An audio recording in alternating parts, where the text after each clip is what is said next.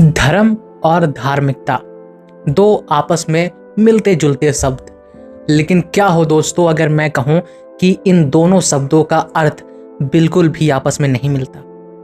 आपको हमेशा से यही बताया गया होगा कि जो इंसान धर्म का पालन करता है, धर्म के राह पे चलता है, उसी को हम धार्मिक बोलते हैं, उसी चीज को धार्मिकता बोलते हैं। लेकिन दोस्तों, ओशो कहते हैं कि धार्मिकता ये नहीं, कृष्णमूर्ति कहते हैं कि धार्मिकता तो कुछ और है, टैगोर जैसे लोगों ने कहा है कि हम बिना धर्म से कनेक्ट होके भी धार्मिक हो सकते हैं।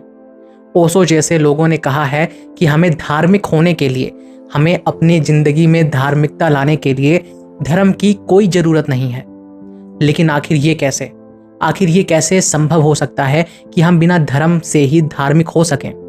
आज के पॉडकास्ट में दोस्तों इसी के ऊपर चर्चा करते हैं और समझते हैं कि आखिर ओशो, कृष्णमूर्ति, टैगोर जैसे लोगों का क्या है धार्मिकता।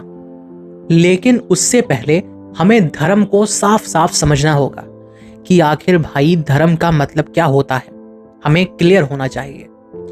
अब हर धर्म में दोस्तों, या कहें ज्यादातर धर्मों में कुछ चीजें सेम होती हैं, जैसे गॉड का कॉन्सेप्ट। ऐसा कोई धर्म नहीं है जिसने अपने धर्म ग्रंथ में गॉड का जिक्र ना किया हो और ये ना कहा हो कि इस पूरे ब्रह्मांड को ईश्वर ने, भगवान ने, अल्लाह ने बनाया है। ये जितनी भी चीजें हो रही हैं पूरे यूनिवर्स में, जो पत्ता हिल रहा है, जो चीजें हो रही हैं, सब उसी की देन है। आपका किस्मत, आपकी मदद सब वही लिखता और करता है। ये दोस्तों एक बेसिक सा दो कॉन्सेप्ट है गॉड को लेकर धर्मों में, जो बहुत ही नॉर्मल है। यहां तक दोस्तों धर्म सीमित नहीं है। धर्मों ने फिर ये कहा कि गॉड तो होते हैं, लेकिन जो ये नियम है हमारे रिलीजन का, हमारे धर्म का, वो गॉड के द्वारा लिखी गई है या बताई गई है या बोली गई है। ये दोस्तों धर्म बताते हैं। और जब हमें पता चलता है कि इस धर्म ग्रंथ को भगवान ने लिखा है, बोला है या कहें कुछ भी किया है, लेकिन ये धर्म ग्रंथ उनसे कनेक्टेड है, यानी ये तो साक्षात ईश्वर से कनेक्टेड है, तो जो इसमें लिखी गई है बातें उसे हमें मानना है, हमें फॉलो करना है, हमें उसको ही अपनी लाइफ बना लेना है। और दोस्तों यही हर रिलीजन कर रही हैं। कुरान, गीता, बाइबल, जो कि मैं नहीं बोल रहा हूं कि गलत चीजें हैं, अच्छी चीजें हैं। लेकिन दोस्तों यहाँ पे प्रॉब्लम क्या आ जाती है?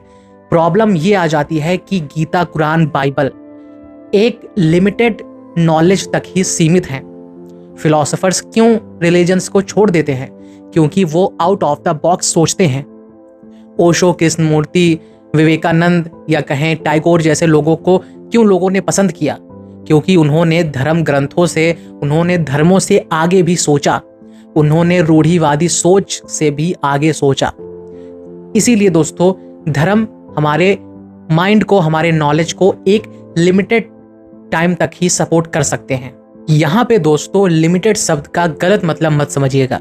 ये लिमिटेड इतना ज्यादा है कि एक आम इंसान के माइंड को, विजडम को पूरा का पूरा भर सकता है और वो अपने आप को ज्ञानी या कहें पंडित, पुरोहित भी समझ लेगा।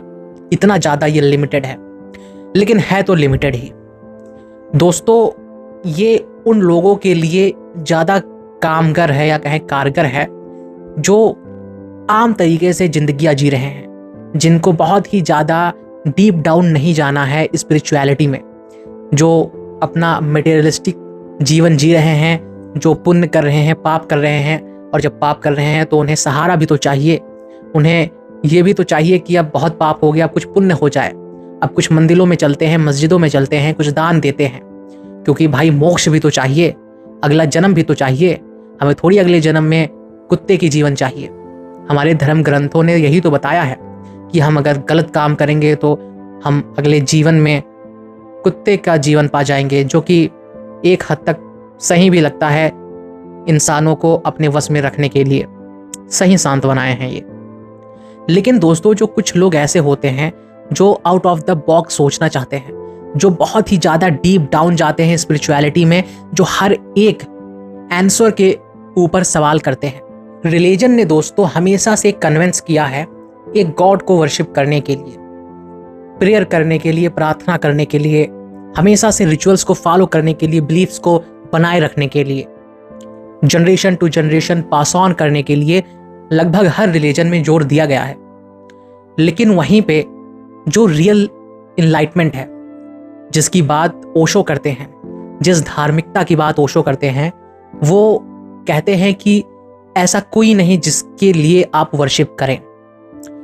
ऐसा नहीं है कि अगर आप वर्शिप नहीं करेंगे तो आपके लाइफ में अच्छी चीज़ें नहीं होंगी। वो कहते हैं कि फूल कौन सा वर्शिप करते हैं, कौन सी प्रार्थनाएं करते हैं, लेकिन फिर भी वो अपने सुंदरतम रूप तक जाते हैं, वो अपने पॉजिटिविटी के पीक तक जाते हैं। वो कौन सा प्रेयर करते हैं, वो कौन से मंदिर मस्जिद जाते हैं। दोस्तों, ओशो यहाँ पे धार्मिकता का मतलब कहते हैं कि धार्मिक वो इंसान नहीं है जो मंदिर और मस्जिदों में बैठा रहता हो, जो रूढ़िवादी सोच लेके चल रहा हो, जो रिचुअल्स फॉलो कर रहा हो। धार्मिक या कहें धार्मिकता तो वो इंसान करता है जिसके अंदर से एक कंपैशन आता हो औरों के लिए, जानवरों के लिए, पौधों के लिए, अपने आसपास के हर चीज के लिए, जो कभी अपने दुश्मन को दुश्मन की नज़र से ना देखता हो, जो कभी जीतने की इच्छा ही ना रखता हो, जो कहता हो कि तुम मुझे कैसे हराओगे क्योंकि मैं खुद से ही हारा हुआ हूं। जो इस तरीके का भाव रखता है, धार्मिकता उसके अंदर आती है।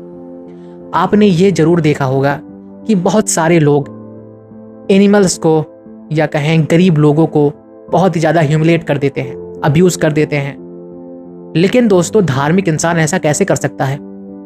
अगर वो मंदिर मस्जिद जा रहा है, अगर वो पूजा कर रहा है, अगर वो सारी चीज़ें कर रहा है जो धर्म में बताया गया है, तो आखिर वो इस तरीके की नीचता कैसे कर सकता है? बहुत बड़ा सवाल है। और कहीं ना कहीं इस सवाल में ही हमारा जवाब भी छुपा हुआ है कि कुछ कमी रह गई है हमारे रिलीजन के द्वारा दी गई टीचिंग्स में।